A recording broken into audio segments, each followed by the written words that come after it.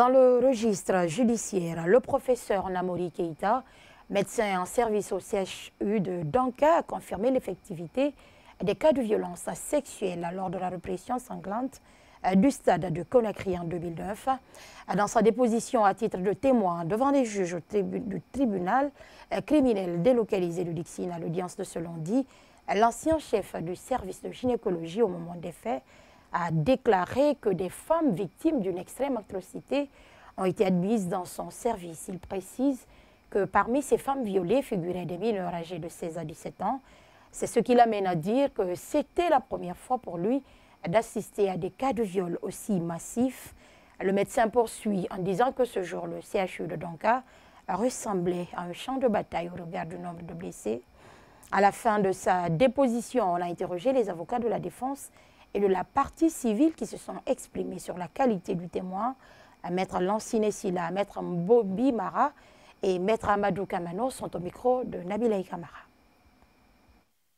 Un médecin qui comparait et qui a eu à procéder à une expertise, ce médecin doit être un médecin qui a été choisi sur une liste des experts, une liste agréée des experts, et il n'a pas agi en cette qualité, ou alors c'est un médecin qui, préalablement à l'accomplissement de l'opération qui fonde son expertise, alors a dû prêter serment. Il se trouve que ni dans l'un ni dans l'autre, professeur n'a été appelé ici alors pour pouvoir apporter son témoignage. Il a présenté un témoignage sincère parce que ce monsieur d'abord, au-delà de tout, c'est un professeur émérite.